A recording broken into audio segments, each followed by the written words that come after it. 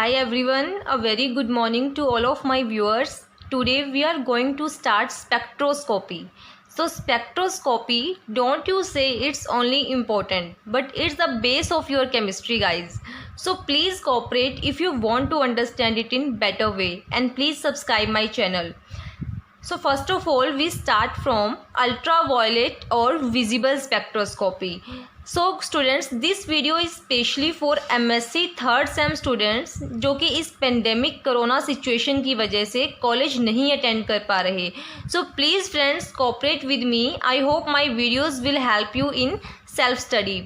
So also with self study के साथ साथ एक बुक है पाव्या, रेफरेंस बुक फॉर स्पेक्ट्रोस्कोपी. इसका लिंक मैं आपको डिस्क्रिप्शन में दे दूंगी. सो वहाँ से आप इसे डाउनलोड कर सकते हो. And believe me, with the help of my videos and this book पाव्या, I hope you understand spectroscopy very clearly. So let's start ultraviolet and visible spectroscopy.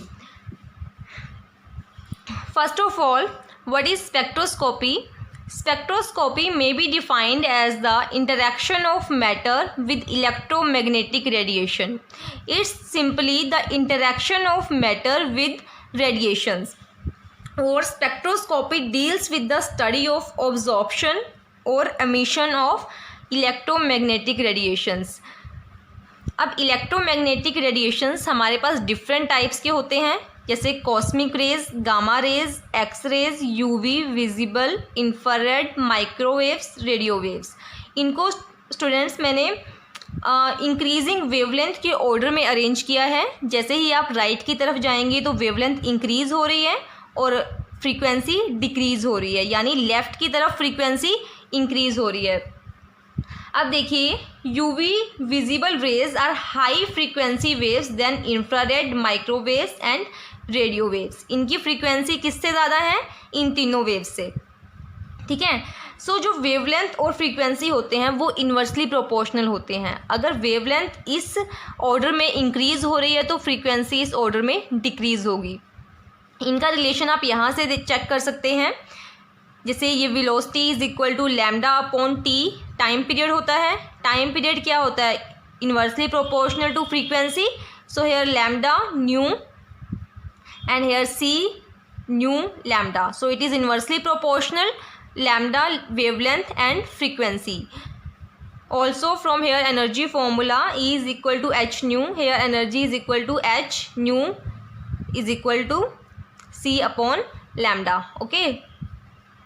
So wavelength and frequency are inversely proportional to each others. अब देखिए, ultraviolet and visible raise, इनका कुछ range होता है हमारे पास wavelength का. देखिए, जो ये रेज होती हैं ये होती हैं 200 से 800 नैनोमीटर तक. ठीक है. और इसको अगर हम फर्दर डिवाइड करें तो अल्ट्रावायलेट रेज का रीज़न होता है 200 नैनोमीटर से 400 नैनोमीटर एंड विजिबल का 400 नैनोमीटर से 800 नैनोमीटर. ठीक है. एंड जो बिलो 200 नैनोमीटर होते हैं वो आते हैं वैक्यूम रीजन में, एंड उसको हम फार यूवी रेज भी बोल सकते हैं. एंड ये जो इस रीजन में रेज होती हैं वो होती हैं नियर यूवी रेज. अब स्टूडेंट्स, अल्ट्रावायलेट रेज को, स्पेक्ट्रोस्कोपी को हम लोग इलेक्ट्रॉनिक स्पेक्ट्रोस्कोपी भी बोलते हैं, due to the transition of electrons. And further अभी इलेक्ट्रॉन्स का इसमें ट्रांजिशन कैसे होता है, इलेक्ट्रोमैग्नेटिक रेडिएशंस कैसे अब्जॉर्ब होती हैं, ट्रांसमिट होती हैं, वो अभी हम डिटेल में स्टडी करेंगे. अब स्टूडेंट्स देखिए, इस स्पेक्ट्रोस्कोपी में होता क्या है. इसमें होता है इलेक्ट्रॉन का transition from ground state electronic level to excited state electronic level. Okay. So इनके बीच का जो डिफरेंस होता है दोनों लेवल्स के, वो होता है delta E is equal to E1 minus E0. Electron का ट्रांजिशन होता है होमो से ल्यूमो तक, highest occupied molecular orbital to lowest unoccupied molecular orbital. आइए इसका प्रिंसिपल डिस्कस करते हैं, जिससे आपको वेरी क्लियर हो जाएगा कि एक्चुअल में जो ये स्पेक्ट्रोस्कोपी है ये होती कैसे है. देखिए, हमारे पास ये कोई मोनोक्रोमेटिक सोर्स ऑफ लाइट है. ठीक है. जब भी यहाँ से यूवी या विजिबल रेज निकलेंगी तो वो फॉल करेंगी किसी भी ऑर्गेनिक कंपाउंड के ऊपर या ऑर्गेनिक सॉल्यूशन के ऊपर. यहाँ से रेडिएशंस निकली और वो इसके ऊपर फॉल हुई ऑर्गेनिक कंपाउंड के ऊपर, तो क्या होगा, UV visible raise pass through organic compound, जब ये इससे पास होंगी तो कुछ रेडिएशंस यहाँ पे अब्जॉर्ब हो जाएंगी और कुछ रेडिएशंस ट्रांसमिट हो जाएंगी, यानी यहाँ से बाहर निकल जाएंगी। ओके, अब जो रेज यहाँ पे अब्जॉर्ब होंगी ड्यू टू एब्जॉर्प्शन, अब देखिए जो एब्जॉर्ब होंगी या ट्रांसमिट होंगी, अब कितनी एब्जॉर्ब होगी वो डिपेंड करता है लैम्डा, यानी वेवलेंथ कितनी है, जो मोनोक्रोमेटिक लाइट है उसकी वेवलेंथ कितनी है, और molecular structure of organic compound के ऊपर। ठीक है, due to absorption electron excited from ground electronic state to some higher electronic state. अब यहाँ पे जैसे ही रेडिएशन का अब्जॉर्प्शन होता है, तो अब्जॉर्प्शन होने से क्या होता है, ऑर्गेनिक कंपाउंड के अंदर जो मॉलिक्यूल्स हैं उनमें इलेक्ट्रॉन का ट्रांजिशन होता है from ground state to excited state. Okay, because जब भी एक्साइटेशन होता है वी नो कि जो एनर्जी है वो अब्जॉर्ब होती है, सो यहाँ पे जितनी एनर्जी, जितनी रेडिएशंस अब्जॉर्ब होंगी उतना ज़्यादा एक्साइटेशन ऑफ इलेक्ट्रॉन्स होगा। एक चीज़ और, अब देखिए रेडिएशंस यहाँ पे फॉल हो रही हैं, यानी फोटोन यहाँ पे आकर फॉल कर रहे हैं। अब सिर्फ वही फोटोन यहाँ पर अब्जॉर्ब होंगे जिनकी एनर्जी मैच करेगी डेल्टा ई के साथ, बिकॉज इलेक्ट्रॉन को यहाँ से यहाँ जंप करने के लिए इतनी एनर्जी की ज़रूरत है। ठीक है, अब फोटोन के पास अगर इतनी एनर्जी होगी तभी वो अब्जॉर्ब होगा और उस इलेक्ट्रॉन को एक्साइट करेगा। सो सिंपली क्या है, यहाँ से यूवी विजिबल रेज इस ऑर्गेनिक कंपाउंड के ऊपर पड़ेंगी, कुछ रेज यहाँ पे अब्जॉर्ब होंगी और कुछ यहाँ से ट्रांसमिट होंगी, बाहर निकल जाएंगी। जो रेज यहाँ पे अब्जॉर्ब होंगी वो फर्दर जो इसके अंदर मॉलिक्यूल्स हैं उनके इलेक्ट्रॉन को ट्रांजिशन कराएंगी from ground state to excited state. Okay, so अब देखिए absorption of energy in UV visible region occurs due to transition between electronic energy levels within the molecule. So absorption of energy किस वजह से होता है, due to transition between electronic energy levels from ground state to excited state, and that's why due to this transition of electron from ground state to excited state we call UV spectroscopy as electronic spectroscopy. So इसको electronic spectroscopy इसी वजह से बोला जाता है because यहाँ पर electron का ट्रांजिशन होता है from lower level to higher level. अब देखिए यहाँ पर ये है electronic level, ground state electronic level, और ये है एक्साइटेड स्टेट इलेक्ट्रॉनिक लेवल। ठीक है, सो इलेक्ट्रॉनिक लेवल के अंदर फर्दर होते हैं वाइब्रेशनल लेवल्स, जैसे कि ये है न्यू नॉट, न्यू वन, दो वाइब्रेशनल लेवल्स हैं। ऐसे ही यहाँ पर ये वाइब्रेशनल लेवल्स हैं, ये मैंने कम ड्रॉ किए हैं, और भी हो सकते हैं 2, 3, 4। ठीक है, और फर्दर वाइब्रेशनल लेवल्स के अंदर होते हैं रोटेशनल लेवल्स, यानी इलेक्ट्रॉनिक लेवल्स के अंदर होते हैं वाइब्रेशनल और इसके अंदर फर्दर क्या है, रोटेशनल लेवल्स। ठीक है, तो अब कहने का मतलब क्या है, देखिए इसके बीच में डिफरेंस कितना है, डेल्टा ई, दो इलेक्ट्रॉनिक लेवल्स के बीच का। ठीक है, तो जैसे ही सपोज हम इलेक्ट्रॉन का ट्रांजिशन कराते हैं इस इलेक्ट्रॉनिक लेवल से यहाँ तक, तो हमें कितनी एनर्जी प्रोवाइड करनी पड़ेगी, डेल्टा ई। अब देखो ये एनर्जी कितनी ज़्यादा है, जबकि जो वाइब्रेशनल लेवल हैं या रोटेशनल लेवल हैं उनको तो इससे कम ही एनर्जी की नीड है ट्रांजिशन के लिए। सो अगर हम एक इलेक्ट्रॉनिक लेवल से यहाँ तक ट्रांजिशन कराते हैं तो ये जो ट्रांजिशंस हैं एक रोटेशनल लेवल से दूसरे रोटेशनल लेवल में या वाइब्रेशनल से दूसरे वाइब्रेशनल लेवल्स में, ये खुद ब खुद हो जाएंगी बिकॉज हम इसको ज़्यादा एनर्जी प्रोवाइड कर रहे हैं। ठीक है ना, और इनको ट्रांजिशन के लिए इससे कम एनर्जी की ज़रूरत है, तो अगर हम इसको ट्रांजिट कराएंगे तो ये खुद ट्रांजिशंस हो जाएंगी, वाइब्रेशनल एंड रोटेशनल। अब यहाँ पर ट्रांजिशन होने की वजह से जो स्पेक्ट्रा होगा वो देखिए, स्पेक्ट्रा कुछ इस तरह से होगा, ये हम ड्रॉ करते हैं अब्जॉर्बेंस एंड वेवलेंथ के बीच। ठीक है, तो स्पेक्ट्रा जो बनेगा वो कुछ इस तरह से बनेगा। अब ये जो लैम्डा मैक्स की वैल्यू है वो किसके लिए है, इलेक्ट्रॉनिक, ये स्पेक्ट्रा जो मिडल मैक्सिमम लाइन है ये है इलेक्ट्रॉनिक लेवल के लिए, ठीक है। यहाँ से यहाँ जब ट्रांजिशन होगी तो उसका हमें ये मिलेगा मैक्सिमम पर। अब जो बाकी वाइब्रेशनल लेवल्स हैं और रोटेशनल लेवल के स्पेक्ट्रा हैं, उनकी स्पेक्ट्रल लाइंस यहाँ पे साइड में आपको दिखेंगी लोअर एब्जॉर्बेंस पर, ठीक है। यानी वो इससे कम होंगी और जो मैक्सिमम वाली होगी वो हमारी किसको शो करेगी, इलेक्ट्रॉनिक लेवल को, और जो बाकी होंगी वो शो करेंगी वाइब्रेशनल और रोटेशनल लेवल्स को, ठीक है। अब यहाँ पर एक और चीज़ होती है क्वांटाइज्ड एनर्जी। क्वांटाइज्ड एनर्जी का मतलब है कि इनकी एनर्जी क्वांटाइज्ड होती है। जैसे E0 और E1 के बीच जो एनर्जी है, सपोज मैं मान लेती हूँ ये 10 जूल है, तो इतनी एनर्जी हम प्रोवाइड करेंगे तभी वो ट्रांजिशन होगी। अगर इससे कम एनर्जी देंगे तो ट्रांजिशन नहीं होगी। यानी एनर्जी जो है इसके लिए क्वांटाइज्ड है कि इतनी एनर्जी हमें प्रोवाइड करनी ही होगी अगर हमें ट्रांजिशन करानी है। सपोज हम 9 जूल प्रोवाइड करते हैं तो ट्रांजिशन नहीं होगी, बिकॉज एनर्जी इज़ क्वांटाइज्ड, और अगर उसको हम पूरी एनर्जी प्रोवाइड करेंगे तभी वो इलेक्ट्रॉन जंप करेगा, ठीक है। सो अगर अब ज़्यादा एनर्जी सपोज 11 जूल प्रोवाइड कराते हैं तो क्या होगा, एनर्जी एमिट होगी, ऑब्वियस है। सो सिंपली क्या है कि एनर्जी क्वांटाइज्ड है, जितना एनर्जी लेवल होगा उतनी एनर्जी प्रोवाइड करनी पड़ेगी अगर ट्रांजिशन करवानी है। So now we have laws of absorption here, Beer's law and Lambert's law, and after combining it becomes Beer's-Lambert's law. Okay ये दोनों लॉज अलग अलग होते हैं, बियर्स लॉ, लैम्बर्ट्स लॉ, और इनको कंबाइन करके जो लॉ बनता है वो होता है बियर्स लैम्बर्ट लॉ, और तीनों को अब हम डिस्कस करने वाले हैं।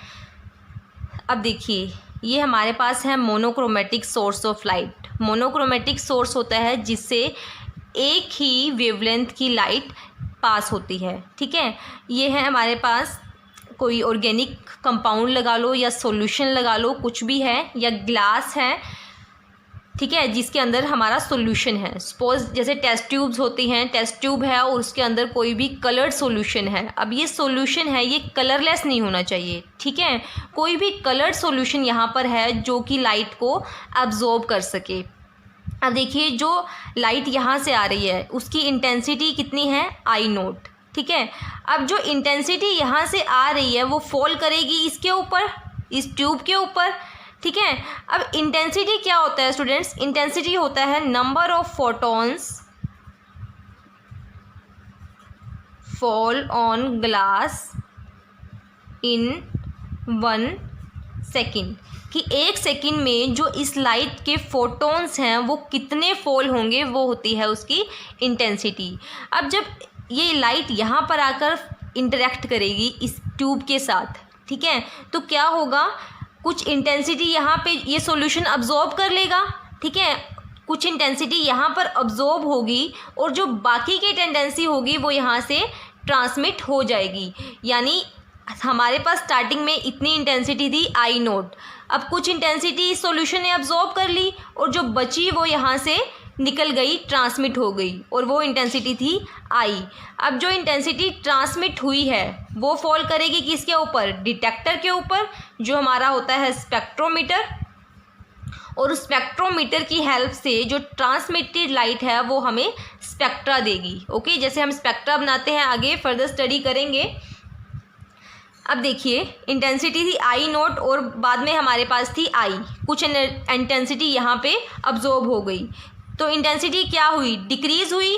I0 थी, कुछ अब्जॉर्ब होगी, तो अब जो इंटेंसिटी बची वो कम होगी, तो मतलब इंटेंसिटी का डिक्रीमेंट हुआ है। यहाँ पर इंटेंसिटी का डिक्रीमेंट होगा तो देखिए DI/dx, ये लेंथ के लिए हमने dx लिया है, ठीक है। अब डिक्रीज़ हो रही है तो उसके लिए माइनस साइन, ये होता है directly proportional to concentration of solute, जो इसके अंदर सॉल्यूशन है उसकी concentration and intensity of light, ठीक है। ये डायरेक्टली प्रोपोर्शनल होता है concentration of solute and intensity of light, ठीक है। तो प्रोपोर्शनैलिटी साइन हटा के हमने यहाँ पे अल्फ़ा लिया कांस्टेंट। अब आई को जब इधर अरेंज करेंगे इस तरह से तो ये alpha c dx, now we have to integrate it. Intensity goes from I0 to I, and here X length goes to 0 to L।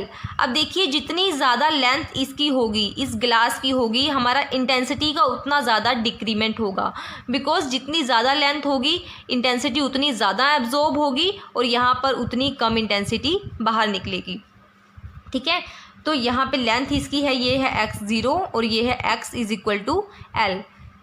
तो यहाँ पर 0 to L जब इसको इंटीग्रेट करेंगे तो ये आएगा ln I naught to I and alpha c here dx 0 to L।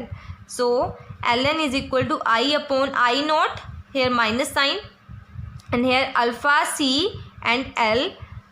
जब इसको उल्टा करेंगे तो ये माइनस पॉजिटिव हो जाएगा। ln I naught upon I is equal to alpha c L। Now हमें ये है log e, सो हमें इसे log 10 में कन्वर्ट करना है, तो उसके लिए इस टर्म से मल्टीप्लाई करना होगा। 2.303 से मल्टीप्लाई करेंगे तो ये log 10 में कन्वर्ट हो जाएगा। I naught upon I is equal to alpha c L। अब इसको इधर अरेंज कर लीजिए तो ये इसके नीचे ऐसे बाय में आ जाएगा। तो इसको हमने ओवरऑल ले लिया दिस कांस्टेंट एप्सिलॉन, और इसको हम बोलते हैं मोलर एब्जॉर्प्टिविटी या फिर मोलर एक्सटिंक्शन कोफिशिएंट। ये होता है molar extinction coefficient. It's the property of molecule undergoing electronic transition.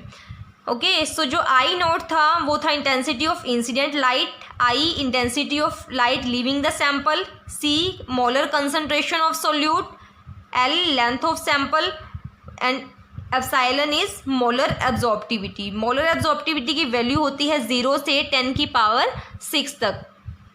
तो जो ये है हमारे पास log 10 I naught upon I naught initial intensity, I final intensity is equal to epsilon C L is equal to absorbance, A is absorbance.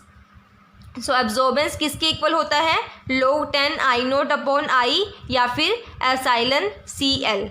Okay, अब ये conclusion हमारा था बियर्स लैम्बर्ट लॉ के लिए। ठीक है, अगर हम इंडिविजुअली इनको देखना चाहें कि what is Beer's law and what is Lambert's law, so जो बियर्स लॉ होता है उसमें जो एब्जॉर्बेंस होती है log 10 I naught upon I is directly proportional to concentration. Okay, absorbance directly proportional होती है सिर्फ कंसनट्रेशन के। सो यहाँ से फॉर्मूला आएगा, अगर प्रोपोर्शनैलिटी साइन हटाएंगे तो epsilon L। So absorbance is equal to epsilon L and from Lambert's law absorbance is directly proportional to length of the tube और glass. Okay, so A is equal to epsilon L. So this is Beer's law and this is Lambert's law. Beer's law के according ये concentration bears law के according जो absorbance है वो concentration के directly proportional है और लैम्बर्ट्स लॉ के अकॉर्डिंग वो लेंथ के डायरेक्टली प्रोपोर्शनल है। ओके, जितनी ज़्यादा लेंथ होगी उतनी ज़्यादा एब्जॉर्बेंस होगी और यहाँ पे जितनी ज़्यादा कंसनट्रेशन होगी सॉल्यूशन की उतनी ज़्यादा एब्जॉर्बेंस होगी। जब हम इनको कंबाइन करते हैं यानी that is Beer Lambert law, so our result is absorbance is equal to epsilon C L, concentration and length. So यहाँ पे कंबाइन होके ये निकल आते हैं। अब देखिए, जैसे हमने एब्जॉर्बेंस के लिए फॉर्मूला डिस्कस किया, अब था ट्रांसमिटेंस, यानी जो लाइट एब्जॉर्ब हो गई वो ठीक है, लेकिन जो निकली उसके लिए भी कुछ फॉर्मूला होना चाहिए। सो ट्रांसमिटेंस के लिए होता है I upon I naught. Absorbance क्या होता है, I naught upon I log में, and transmittance is equal to that is reverse of this one, I upon I naught. Okay, take log on both sides, log T log 10 I upon I naught.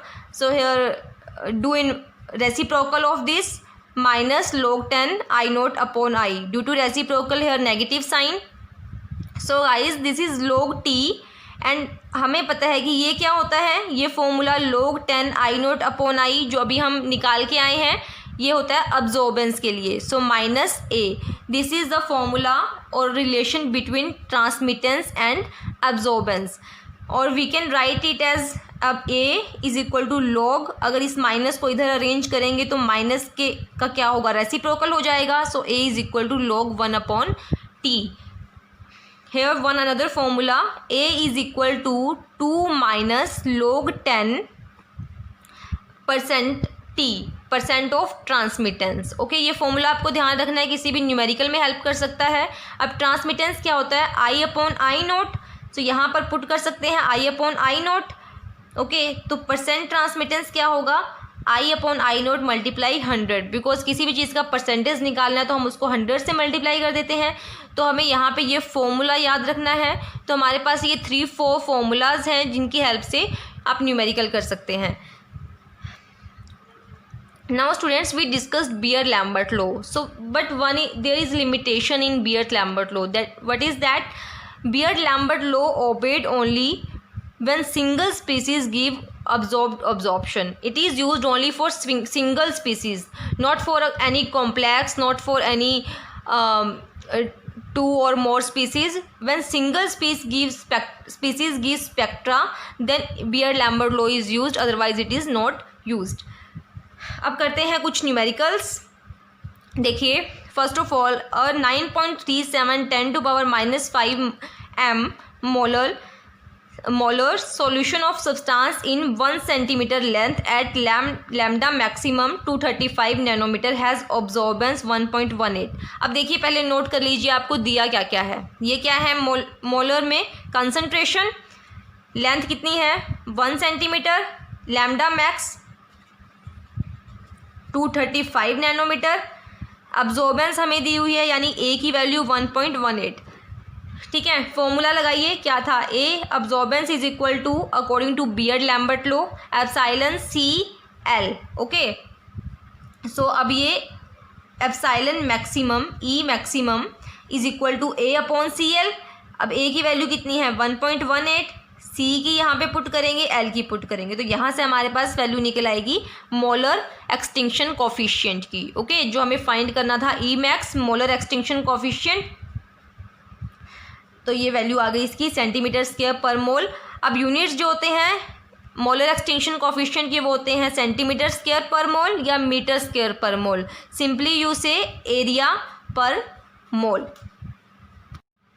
Next numerical, a compound with concentration on 10⁻³ gram per liter resulted absorbance value 0.20 at lambda max 510 nanometer using 1 centimeter length. Calculate absorptivity and molar absorptivity. ठीक है, अब absorptivity भी find out करनी है और molar absorptivity. So what is the difference between absorptivity and molar absorptivity? Look here, concentration is given in gram per liter, but we need concentration in moles if we need to find molar absorptivity. So first of all we have to find absorptivity. So here concentration is this, absorbance value 0.20, length is 1 centimeter and lambda max is this one. ठीक है, तो यहाँ पे absorbance होगी ECl. So molar absorptivity is A upon Cl is equal to, put values here, then this is 200 per gram liter per centimeter, but this is absorptivity. If we have to find molar absorptivity, then you must divide concentration with its molar mass. Okay, this is our concentration, this is given molar mass, so divide concentration with molar mass to find absorptivity in moles. So this is absorbance value here, Cm 10⁻³ by molar mass multiply length 1 centimeter, and this is our answer 8 into 10⁴ liter per mole per centimeter. So this is molar absorptivity and this is normal absorptivity. Now calculate absorbance if percentage transmittance of solution is 80%. Now we have given a percentage of transmittance T%, and we have to find absorbance. So we know formula, A is equal to log 10 I naught upon I, and I naught upon I is equal to 1 upon T. Okay, so here 1 upon T, this is T%, 80%. So percentage को खोलने के लिए क्या करेंगे, 80 upon 100, and after calculating we get 0.097. Okay, so this is the answer. So with the help of these 2-3 formulas you have to attempt almost all the numericals. So आज हम इतना ही करेंगे and in our next video we will discuss type of electronic transitions. So thank you so much for watching, and if you like my video then please subscribe my channel.